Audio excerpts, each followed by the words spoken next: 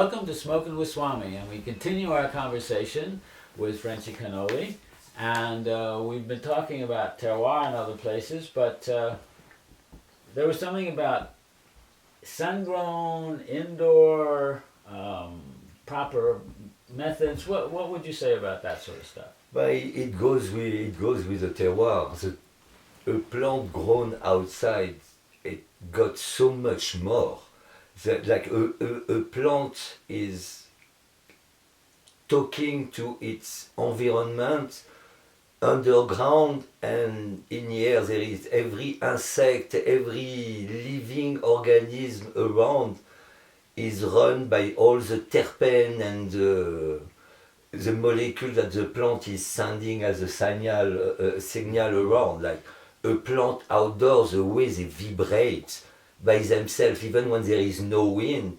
When you go in a grow room, and I've seen some really beautiful grow room, you don't have that vibe. Even At when the very top of the plant, there is that vibe. Like this, with the fingers out like that, yeah, but they touching the sky. They do this even when they release perfect, and I've seen like perfect grow, really. The plant is like, they're beautiful, they're alive, but I don't know, they're like... You mean the indoor plants? Yeah. It's like they... Someone described to me the high of smoking an indoor, that it's kind of got this kind of feeling on it, and the high of smoking sun-grown has got this kind of feeling. I was trying to figure out what is it, and then I realized, well, indoor is grown in a place that has a roof on it, by definition. And also right? they're grown at night, and the plant grown at night in light, she knows everybody else on the planet is sleeping. Yeah. It's like, it must, see, there is something the roots go down when the moon is waning, right? The roots are then going down when the roots, and then when the moon is waxing, the upper part of the plant goes like this, right? But most of the growing is at night, because it's cool enough. In the hot summer, it's just trying to stay, there, but the growing really is at night. Yeah, I think it's a life process where they grow at night. Yeah. And it has to do with the oxygen and nitrogen exchange and the carbon and all of that. And the sleeping also. How many people indoor give their plant more than 6 hours of sleep? Because everybody wants to rush. Those plants, really? Yeah. Those plants, even like I work with people who grow organic indoor, and they prepare, they water coconut water and aloe vera. Those plants are like babysitted, they're gorgeous. But there is not the vitality of the same plant that they have in their garden. Well, one outdoor. thing is the indoor plant is like 3 months and it's finished, right? Also, sun-grown is up to 8 months. It's so that much cycle. more charging up and that much more pulling from the ground, pulling from the... See, we call our plants sun-grown, sun, moon, and star-grown. Right? Yeah. And so they get the moonlight and they get the starlight. And they get the wind, they get the birds singing to it, right? And you know what? There's a grounding thing, right? A friend of mine was growing indoors, and he tried to feel out, how can I ground these plants? I'm up on the second floor, all the cement. So he actually took a copper ground wire and put it in 6 plants along here. And these other 6, exactly the same clones, he didn't. And then he took this ground and put it outside in the ground. So the plants, you're saying there, talk to the ground, right? So through this copper ground wire, these plants were so much bigger and more vital than the ones that didn't actually have a copper wire in each one and into the ground. So it proves the point on a thing. It's like they're connecting, and it connects us geologically, what do they call that? Geomantically, with the earth itself when we ingest it, right? It does. I mean, we are such a product of the land we grow. So when you go out into a sun-grown garden, outdoor garden, at this time of year, the fragrance is overwhelming, and you feel this whole kind of this energy coming into you from the plants just by being in that atmosphere. It creates its own mini environment. It's the vitality of it that you miss. And it has to do with the soil, and it has to do with the love that the grower puts into it. But indoor, you got that love. It's like there is an energy because they're outside that... And then you're outside as the farmer. You don't I'm out there, it's like blue sky, the clouds are going by, I watch the sun come up, and I'm living in that full environment out there. And also, a plant, she rule her kingdom outside. When she's grown inside, somebody else is a god and is creating something that you have to. You don't know that plant. You have to try to understand her need while you're trying to push her to do stuff to accommodate you. You know what I mean? That's not the same than letting a plant really express herself outside with no limit whatsoever. Letting the plant express. So, hey, can we smoke a little? You promised me that, and it's like so you press you. Oh, that's the carburetor. And I'm gonna light it for you because it's a little tricky. Ah, okay, yeah, all right.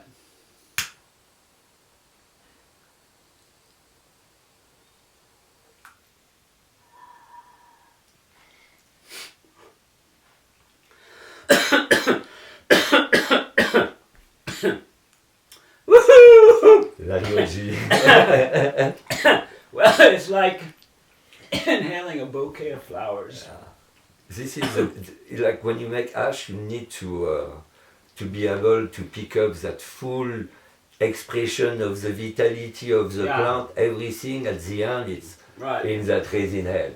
That's why I like better to work with outdoor. I don't mind working with great indoor, but it's the resin. Well, I wanted to say something about the indoors, that we really owe the indoor people a whole lot, because number one, it was started because people were arresting everyone outdoors, and so people went indoors just to be able to supply. And so for many, many years, the only supply was indoor. So people needing their medicine, all kinds of things, indoor filled the gap and filled it great.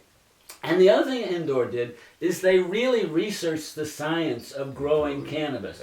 Now, the science of growing cannabis isn't different from the science of growing anything else, really, but most growers back in the woods didn't pay any attention. But now, the indoor growers had this science because they had to have the science. So they researched, did you know the plant needs molybdenum?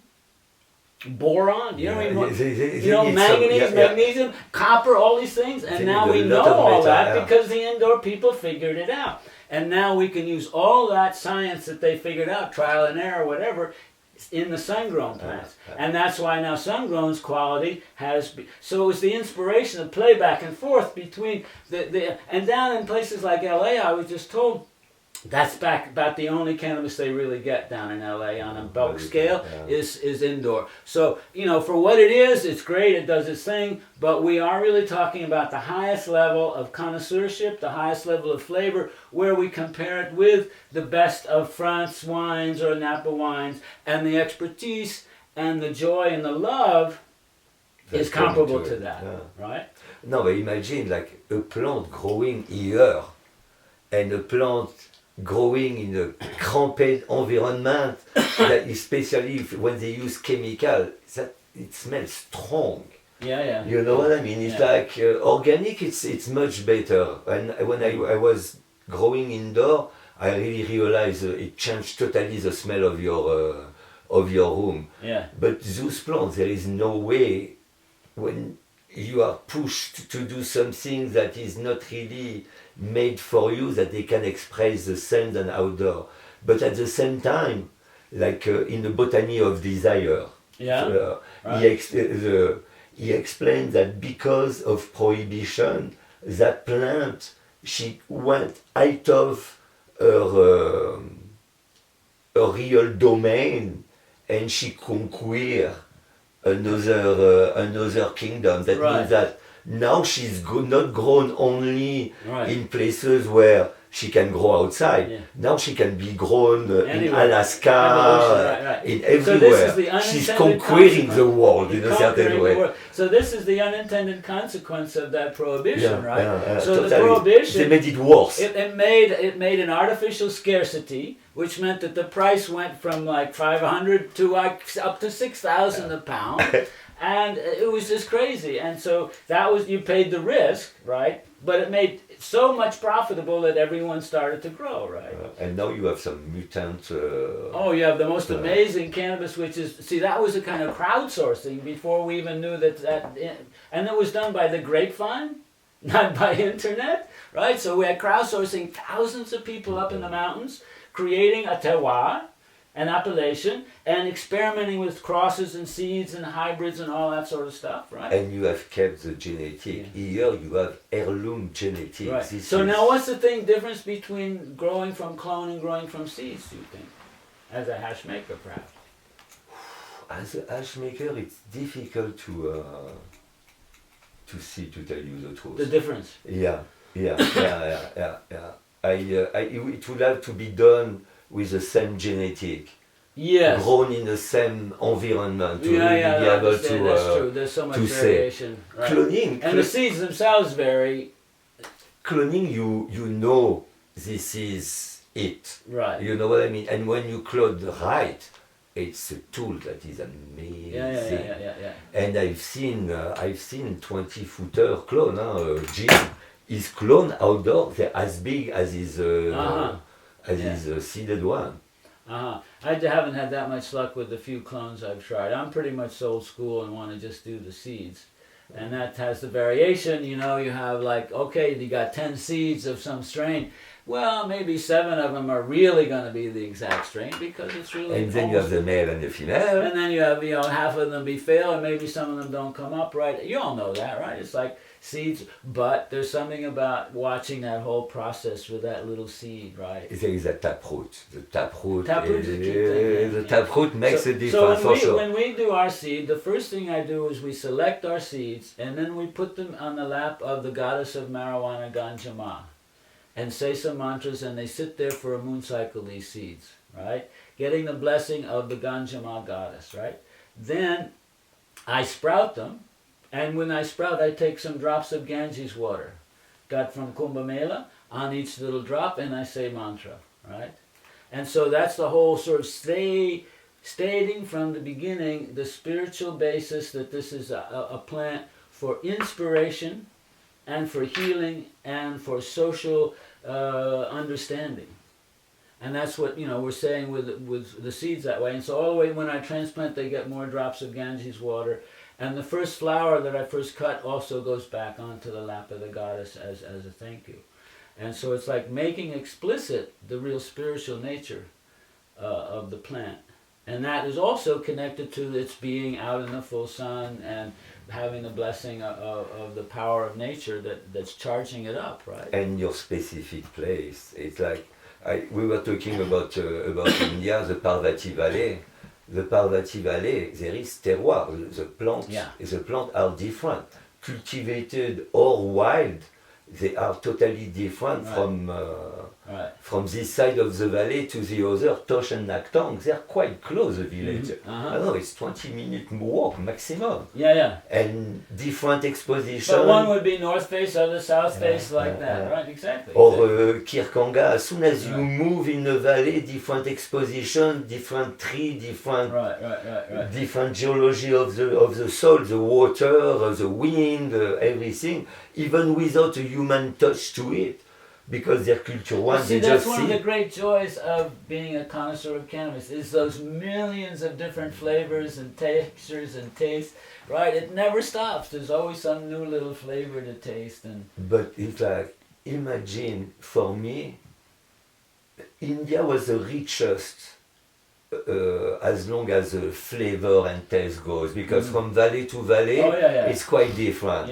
But like before that, Pakistan, Morocco, it's not the same, but it's like, it's that range. Now here, every strain, it's like stepping in a new country and making hash in a new country. This for me, it's like, already in my wildest dream, I would have never thought that I would make hash and teach and stuff like that. But that brings the up richness of when it. we were stoners back in the hippie days, we'd make, we'd get stoned and talk about, it'd be commercials, there'll be, pre-rolls, there'll be packages, all these things we were just imagining about how, and now it's coming to pass. So I obviously, would have, personally, I didn't know that I would see legal in my lifetime. Well, it still ain't quite. But it's like That's true. State-wise, I am legal. It's that's this true. is something that I never thought I would That's see true. in my The funny thing, lifetime. down at that conference in Santa Monica, the state of California, state of cannabis government, there was a famous lawyer there, Bruce Margot. Yeah. So he said, I've known him for a few years, right? He comes up to me and says, I just can't wait for this stuff to get legal. I says, why? He said, I'll finally be able to smoke some. He says. Right? So that's, he's defended hundreds of people, lawyers. Anyway, on that note, we will finish up another conversation with Frenchy. We have a lot of fun, buddy. So thank you for smoking with Swami and Frenchy Cannolli, and we'll see you soon.